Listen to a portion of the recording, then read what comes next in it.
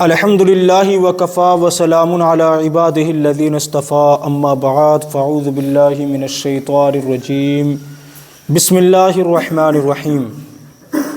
عزیزان گرامی، اب تک ہم نے 12 عقائد سماعت کیے ہیں، یعنی 12 عقائد اہل سنت والجماعت اور 12 عقائد دیوبندیہ سماعت کی، اور ہم نے اپنی ضمیر سے یہ فیصلہ لیا کہ کون حق ہے اور کون باطل ہے۔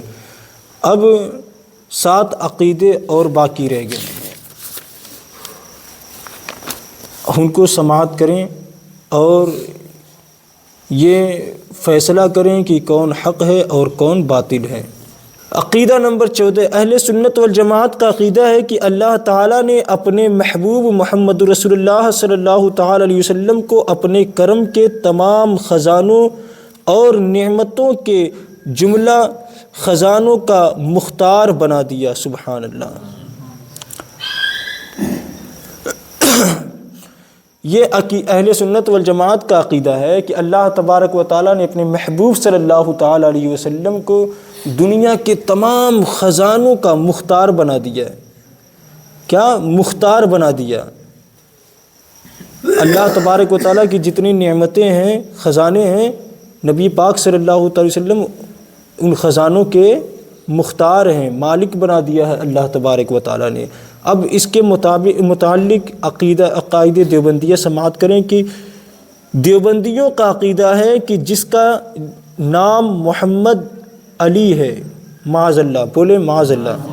کیا یہ لکھ رہے ہیں کہ دیوبندیوں کا عقیدہ ہے کہ جس کا نام محمد علی، محمد جیسے نبی پاک صلی اللہ علیہ وسلم کے نام سے جس کا نام محمد ہے، اور علی کرم اللہ الوجہ الکریم کے بارے میں یہ نااہل لکھ رہے ہیں کہ جن کا نام محمد علی ہے وہ کسی چیز کا مختار نہیں، معاذ اللہ، بولے معاذ اللہ۔ تقویۃ الایمان صفحہ 32 میں یہ ان کا عقیدہ درج ہے، کوئی اگر چاہے تو اس کو پڑھ سکتا ہے۔ کتاب کا نام تقویۃ الایمان صفحہ 32۔ ہمارا جو عقیدہ ہے قرآن عظیم سے بھی ثابت ہے کہ اللہ تبارک و تعالیٰ نے اپنے محبوب کو اپنی عطا سے بہت ساری چیزیں ہیں جو اپنے اللہ کی جو نعمتیں ہیں، اللہ تبارک و تعالیٰ نے اپنے محبوب کو ان کا مختار بنا دیا۔ قرآن میں سورۃ الضحیٰ میں اللہ تبارک و تعالیٰ ارشاد فرما رہا ہے وَلَسَوْفَ يُعْطِيكَ رَبُّكَ فَتَرْضَىٰ، ان قریب آپ کا رب آپ کو اتنا عطا کرے گا کہ اے محبوب آپ راضی ہو جائیں گے۔ سبحان اللہ، یہ شان ہے ہمارے آقا و مولا کی۔ اب یہ نااہل کیا کہہ رہے ہیں کہ جن کا نام محمد علی ہے وہ کسی چیز کے مختار نہیں، معاذ اللہ۔ تو اب یہ فیصلہ لیں ہم کہ کیا حق ہے اور کیا باطل ہے۔ اہل سنت کا عقیدہ ہے، عقیدہ نمبر 15، اہل سنت والجماعت کا عقیدہ ہے کہ تمام انبیاء کرام علیہ الصلاۃ والسلام مخلوقات میں سب سے افضل ہیں، کوئی غیر نبی کسی نبی سے افضل نہیں ہو سکتا۔ جو ایسا اعتقاد رکھے کہ کوئی غیر نبی کسی نبی سے افضل ہے وہ کافر ہے، اور انبیاء کرام علیہ الصلاۃ والسلام کی ادنا توہین کرنے والا کافر ہے، مرتد ہے۔ اس پر توبہ و تجدید نکاح، تجدید اسلام فرض ہے۔ قرآن عظیم و احادیث نبی کریم و شرح فقہا، ان سب کتابوں سے یہ ثابت ہے۔ یعنی نبی پاک صلی اللہ تعالی وسلم یا کسی بھی نبی کے برابر کوئی انسان نہیں ہو سکتا، کوئی بھی انسان ہو، چاہے وہ حضرت ابو بکر صدیق رضی اللہ تعالی عنہ ہی کیوں نہ ہو، جن کو بعد از انبیاء افضل البشر کا خطاب ملا ہوا ہے۔ یعنی تمام انسانی بشر میں سب سے افضل کون ہے؟ ابو بکر صدیق رضی اللہ تعالیٰ عنہ۔ ہم ان کے بارے میں بھی یہ نہیں کہہ سکتے کہ یہ اللہ کے کسی نبی کے برابر ہو سکتے ہیں یا ان سے بڑے ہو سکتے ہیں، بڑے تو دور کی بات ہے، برابر بھی نہیں تصور کر سکتے ہیں۔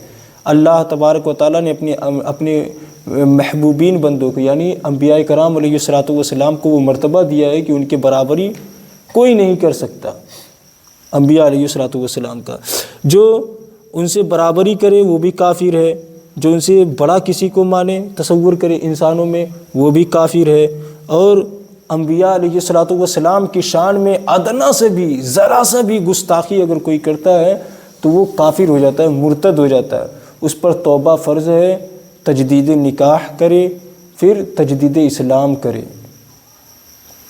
یہ قرآن عظیم سے بھی اور نبی پاک صلی اللہ علیہ وسلم کی احادیث مبارکہ سے بھی ثابت ہے. اب اس کے متعلق دیوبندیوں کا کیا عقیدہ ہے؟ عقیدہ نمبر 15، دیوبندیوں کا عقیدہ ہے کہ مولوی رشید احمد گنگوہی حضرت عیسیٰ روح اللہ علیہ الصلوۃ والسلام سے افضل ہے. معاذ اللہ، بولے معاذ اللہ.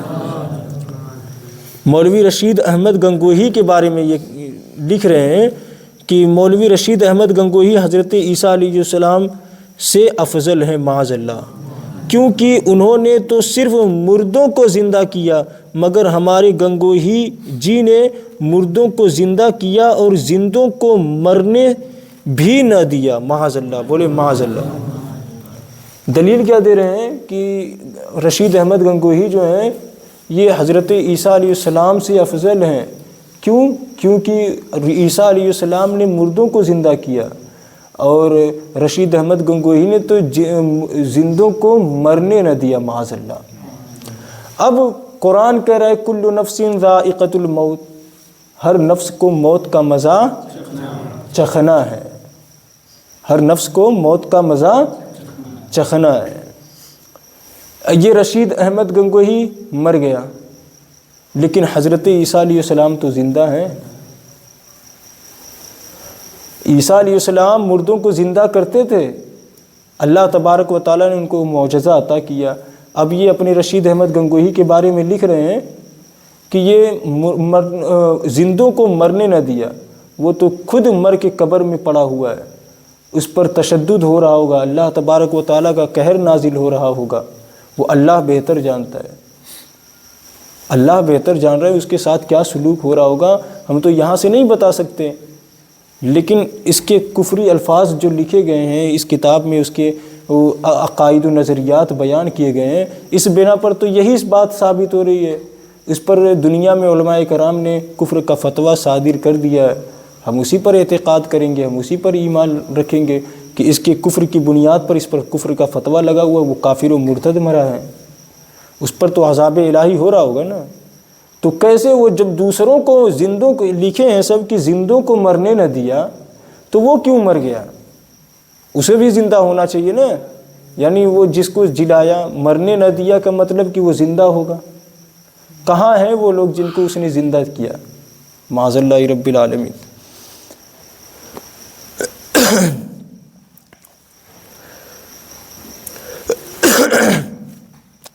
مولوی محمود حسن صدر مدرسہ دیوبند گنگوہی کے مرنے پر ان کی تعریف میں مرثیہ لکھتے ہیں. مطلب مولوی حسن ہے، حسن تھا جو جامعہ دیوبند کا صدر تھا. وہ لکھتا ہے مردوں کو زندہ کیا، زندوں کو مرنے نہ دیا، اس مسیحائی کو دیکھیں ذری ابن مریم. معاذ اللہ رب العالمین. مطلب اس میں لکھا یہی ہے کہ مولوی رشید احمد گنگوہی نے مردوں کو زندہ کیا ہے اور زندوں کو مرنے نہ دیا ہے. ان کی مسیحائی، رشید احمد گنگوہی کی مسیحائی دیکھنے آئیں گے. حضرت عیسیٰ علیہ السلام کو کہہ رہے ہیں کہ عیسیٰ علیہ السلام آئے، مریم علیہ السلام کے صاحبزادے عیسیٰ علیہ السلام آئے اور مسیحائی دیکھیں رشید احمد گنگوہی کی. معاذ اللہ رب العالمین. اس بنا پر انہیں کافر و مرتد کہا جاتا ہے. مرثیہ گنگوہی صفحہ 33 میں یہ شعر لکھا ہوا ہے، کوئی پڑھ سکتا ہے اگر جس کو دلیل چاہیے تو. اس شعر میں حضرت عیسیٰ علیہ السلام سے گنگوہی کو افضل بھی بتایا اور توہین بھی کی. اب عقیدہ نمبر 16 پر آ جائیں. عقائد اہل سنت. اہل سنت والجماعت کا عقیدہ ہے کہ اللہ وحدہ لا شریک نے اپنے محبوب محمد رسول اللہ صلی اللہ تعالی علیہ وآلہ وسلم کو بے مثل و بے نظیر لا ثانی بنایا. کوئی مقرب فرشتہ یا کوئی مرسل نبی بھی حضور علیہ الصلوۃ والسلام کا ثانی ہرگز نہیں ہو سکتا. حدیث شریف کتاب مبارک امتناع نذیر و مبین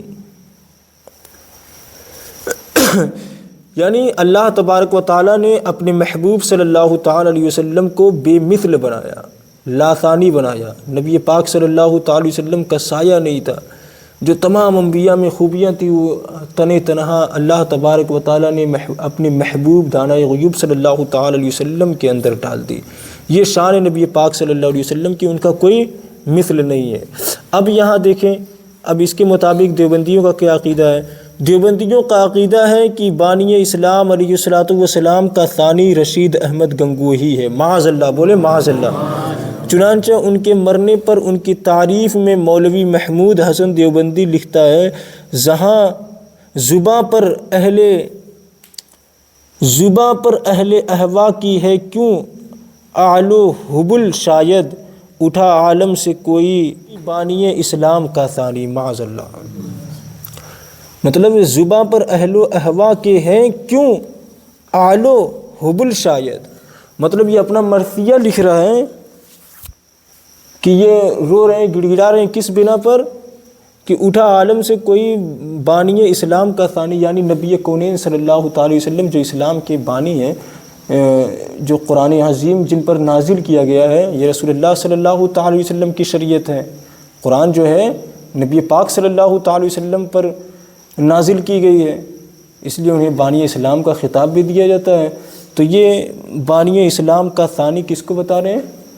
رشید احمد گنگوہی کو، معاذ اللہ رب العالمین۔ کتاب ہے مرثیہ گنگوہی، صفحہ 6 میں یہ شعر لکھا ہوا ہے۔ اگر کسی کو دلیل چاہیے تو وہ یہاں سے حاصل کر سکتا ہے۔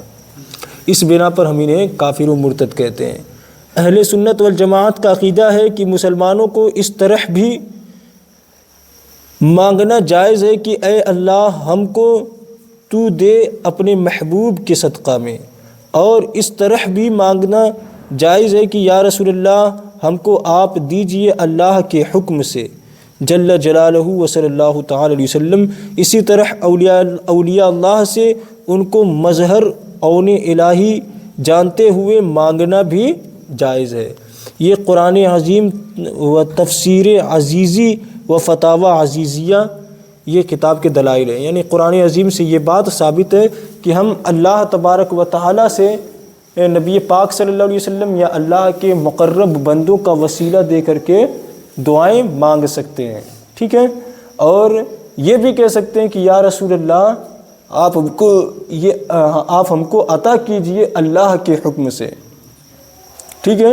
یا اولیاء اعظام سے بھی ایسے مانگ سکتے ہیں کہ یا خواجہ یا غوث اعظم ہمیں اللہ تبارک و تعالیٰ کی عطا سے آپ ہم کو یہ چیز عطا کیجئے، ٹھیک ہے؟ خواجہ غریب نواز ہم کو اللہ تبارک و تعالیٰ کی عطا سے، اللہ کے حکم سے ہم کو یہ چیز عطا کریے، ہماری بیماری میں شفا دیجئے اللہ کی عطا سے۔ یہ قرآن عظیم سے ثابت ہے۔ اب دیوبندیوں کا کیا عقیدہ ہے، اس کے متعلق سماعت کریں۔ دیوبندیوں کا عقیدہ ہے کہ کسی نبی یا رسول یا ولی سے بلکہ اللہ کے سوا کسی اور سے نفع یا نقصان کی امید رکھنے والا مشرک ہے۔ معاذ اللہ، بولے معاذ اللہ۔ چنانچہ اسماعیل دہلوی تقویۃ الایمان صفحہ 30 میں لکھتے ہیں، مشکل کے وقت پکارنا اللہ ہی کا حق ہے، اور نفع و نقصان کی امید اسی سے چاہیے کہ یہ معاملہ کسی اور سے کرنا شرک ہے، مگر گنگوہی سے مانگنا عین اسلام ہے۔ معاذ اللہ رب العالمین، بولے معاذ اللہ۔ بولو اللہ کے علاوہ کسی دوسرے سے مانگنا نہیں چاہیے، ورنہ شرک ہو جائے گا۔ رسول اللہ صلی اللہ تعالی علیہ وسلم سے مانگے تو شرک ہو جائے گا، غوث اعظم غوث الثقلین سے مانگے تو شرک ہو جائے گا، خواجہ غریب نواز سے مانگے اللہ کی عطا کردہ طاقت سے تو شرک ہو جائے گا، مخدوم اشرف سمنانی رضی اللہ تعالیٰ عنہ سے مانگے اللہ کی عطا سے تو شرک ہو جائے گا، لیکن رشید احمد گنگوہی سے مانگے تو عین اسلام ہے۔ معاذ اللہ۔ مرثیہ گنگوہی صفحہ 10 میں ہے، حوائج دین و دنیا کے کہاں لے جائیں ہم یا رب، گیا وہ قبلہ حاجات روحانی و جسمانی۔ کیونکہ گنگوہی صاحب مربی خلائق ہیں، مرثیہ صفحہ 12 میں ہے، خدا ان کا مربی، یہ مربی تھے خلائق کے، میرے مولا میرے ہادی تھے بے شک شیخ ربانی، معاذ اللہ رب العالمین۔ ان کے جو گنگوہی صاحب ہیں یہ عیسیٰ علیہ السلام سے افضل ہیں۔ نبی پاک صلی اللہ علیہ وسلم کی بارگاہ میں اپنی حاجت امتی نہیں رکھ سکتا۔ جو شافعی محضر ہوں، جو شافعی روز جزا ہوں، ان کی بارگاہ میں اپنی عرضی نہیں لگا سکتے، لیکن گنگوہی کی بارگاہ میں لگا سکتے ہیں، معاذ اللہ۔ اب عقیدہ نمبر 18 سماعت کریں۔ اہل سنت والجماعت کا عقیدہ ہے کہ اللہ عز و جل کو جو علم غیب حاصل ہے وہ اس کی ذاتی صفت ہے، اس کے سوا کسی مخلوق کو ایک ذرے کے برابر علم غیب ذاتی بغیر عطائے خداوندی ثابت کرے وہ یقیناً کافر و مرتد ہے۔ یعنی اللہ تبارک و تعالیٰ کے پاس، اللہ تبارک و تعالیٰ جو علم غیب رکھتا ہے، اللہ جو چھپی ہوئی باتوں کو جانتا ہے، وہ اس کی ذاتی صفت ہے، اس کو کسی نے عطا نہیں کیا۔ اگر کوئی یہ مانے کہ اللہ تبارک و تعالیٰ کو کسی نے اس کو یہ غیب کا علم دیا تو وہ کافر و مرتد ہو جائے گا، یا اس کے سوا کسی مخلوق کو ایک ذرے کے برابر علم غیب ذاتی بغیر عطائے خدا، یا پھر جیسے کوئی بندہ ہے وہ کہے کہ میرے پاس اللہ تبارک و تعالیٰ کے بغیر عطا کیے میرے پاس علم غیب ہے، یا کوئی بھی ہو جو یہ کہے کہ اللہ کے بغیر عطا سے کسی شخص کو نام لے کر کہے کہ ان کے پاس بغیر اللہ کی عطا سے علم غیب ہے، تو وہ بھی کافر و مرتد ہے، کافر ہو جائے گا۔ یہ قرآن عظیم سے ثابت ہے، کیونکہ علم غیب کا ذاتی علم صرف اللہ کی صفت ہے، اللہ تبارک و تعالیٰ کے پاس ہی وہ علم غیب ہے جو اس کی ذاتی صفت ہے۔ اور جتنے بھی اللہ کے نیک بندے ہیں، انبیاء ہیں، اولیاء ہیں، جو غیب کی باتیں بتاتے ہیں، انبیاء کرام علیہ الصلوۃ والسلام، وہ اللہ کی عطا کردہ علم سے بتاتے ہیں۔ یعنی اللہ تبارک و تعالیٰ انہیں علم عطا کرتا ہے غیب کی خبر دینے کا، غیب کی باتوں بتانے کا، غیب کی علم کی بات ہوتی ہے جو وہ اللہ تبارک و تعالیٰ کی عطا سے آتی ہے۔ تو اب اس کے متعلق دیکھتے ہیں کہ یہ اپنی کتابوں میں کیا درج کرتے ہیں یہ بدعقیدے۔ دیوبندیوں کا عقیدہ ہے جو شخص رسول اللہ کو ذاتی علم غیب بغیر عطائے خداوندی ثابت کرے اس کو کافر نہیں کہنا چاہیے، معاذ اللہ معاذ اللہ۔ ایک طرف علم غیب کا انکار کرتے ہیں یہ بیہودے۔ ابھی پچھلے عقیدے میں آپ نے سماعت کیا نا، پچھلے عقیدے میں سماعت کیا کہ ایک طرف یہ علم غیب کا انکار کرتے ہیں۔ اب یہاں پہ کیا لکھ رہے ہیں کہ جو شخص رسول اللہ کو ذاتی علم غیب بغیر عطائے خداوندی ثابت کرے اس کو کافر نہیں کہنا چاہیے، بلکہ اس کفر کی تعویل کرے۔ مولوی رشید احمد گنگوہی لکھتے ہیں جو یہ عقیدہ رکھے کہ خود بخود آپ کو علم تھا بدون اطلاع حق تعالیٰ کے، تو اندیشہ کفر کا ہے، امام نہ بنانا چاہیے، اگرچہ کافر کہنے سے بھی زبان کو روکے اور تعویل کرے۔ فتاوی رشیدیہ صفحہ 15 جلد 1۔ مطلب یہ کیا لکھ رہا ہے؟ ہمارا عقیدہ کیا ہے کہ ہم نبی پاک صلی اللہ تعالی وسلم کو بھی یہ نہیں کہہ سکتے کہ اللہ کے نبی جو اللہ کے محبوب ہیں ان کے پاس جو علم غیب ہے، اللہ تبارک و تعالیٰ نے ان کو علم غیب دیا ہے، ان کا ذاتی ہے، یہ نہیں کہہ سکتے۔ یہ ہمارا عقیدہ ہے۔ نبی پاک صلی اللہ علیہ وسلم کے پاس علم غیب، بعض چیزوں کا علم غیب تھا لیکن اللہ کی عطا سے تھا۔ ان کی نبی پاک صلی اللہ علیہ وسلم کی ذاتی صفت نہیں تھی، بلکہ اللہ کی عطا سے ان کے پاس علم غیب تھا۔ بعض چیزوں کا علم اللہ تبارک و تعالیٰ نے اپنے محبوب کو عطا کیا، یہ ہم نے اپنے پچھلے عقیدے میں سماعت کیا۔ لیکن ہم یہ عقیدہ نہیں رکھتے کہ ان کے پاس ذاتی علم غیب تھا، بلکہ اگر ہم یہ عقیدہ رکھتے ہیں کہ جو یہ کہے کہ ذاتی علم غیب تھا وہ کافر و مرتد ہے، ٹھیک ہے۔ تو اب یہ رشید احمد گنگوہی کیا کہہ رہے ہیں کہ اس کو کافر نہیں کہا جا سکتا، بس سزا کے طور پر کیا ہے کہ اس کو امام نہیں بنانا چاہیے۔ نماز پڑھ سکتا ہے، مقتدی بن سکتا ہے، امام نہیں بنانا چاہیے۔ ہم تو امام بھی اس کو تصور نہیں کریں گے، اپنی صف میں کھڑے منظور نہیں کر سکتے۔ مقتدیوں کے صف میں ایسے شخص کو کھڑا رہنا ہم کو گوارا نہیں ہے جو نبی پاک صلی اللہ علیہ وسلم کو ذاتی علم غیب سے تصور کرے کہ نبی پاک صلی اللہ علیہ وسلم کے پاس ذاتی علم غیب تھا۔ تو عزیزان گرامی، اب صرف 2 عقیدے اور بچے ہیں، انشاءاللہ عز و جل اس کے مطابق بات ہوگی۔ پھر اس کے بعد سے پرسوں کے روز سے انشاءاللہ عز و جل بہار شریعت کی کتاب ہم اور آپ پڑھیں گے، سماعت کریں گے، علم دین حاصل کریں گے۔ بہار شریعت اپنے اندر بہت ساری بہاریں لیے بیٹھا ہوا ہے۔ حضرت صدر الشریعہ علامہ امجد علی خان اعظمی رحمۃ اللہ تعالی علیہ کی لکھی ہوئی کتاب ہے، جو اعلیٰ حضرت کے مرید بھی ہیں، اعلیٰ حضرت کے دوست بھی ہیں، اعلیٰ حضرت کے شاگرد بھی ہیں، اور اعلیٰ حضرت کے ساتھ ہی رہتے تھے۔ منظر اسلام میں یہ پڑھایا کرتے تھے، اعلیٰ حضرت کی خدمت انجام دیا کرتے تھے۔ ان کی مزار شریف ہے گھوسی میں، جہاں پہ ان کی مزار شریف ہے وہاں پہ بھی ایک جامعہ امجدیہ کے نام سے مدرسہ چلتا ہے۔ ان کے سجادہ نشین اس سمے ہیں، ان کا نام ہے علامہ ضیاء المصطفیٰ اعظمی مدظ اللہ العالی والنورانی، جن کو محدث کبیر کا لقب ملا ہوا ہے۔ آج ان کو دنیا کیا کہتی ہے؟ محدث کبیر۔ یہ حضرت صدر الشریعہ علیہ رحمت و رضوان کے صاحبزادے ہیں۔ انشاءاللہ عز و جل پرسوں سے بہار شریعت سماعت کرنے کو ملے گی۔ بس کل کے روز عقائد کے طور پر 18 عقیدہ تو ہو چکا ہے، 2 عقیدہ اور باقی ہیں۔ آپ اسی طریقے سے نماز پڑھنے کے لیے آئیں اور علم دین سیکھنے کی کوشش کریں۔ امید ہے کہ آپ حضرات جو سنتے ہوں گے اس پر عمل کرنے کی بھی کوشش کریں گے انشاءاللہ۔ دعا کے لیے ہاتھ اٹھا لیں۔ بسم اللہ الرحمن الرحیم، اللہم صلی علی سیدنا مولانا محمد عدد ما فی الملہ صلاۃ دائمۃ بدوام ملک اللہ حبیبی یا رسول اللہ صلی اللہ تعالی علیہ وسلم۔ یا اللہ پاک پروردگار عالم،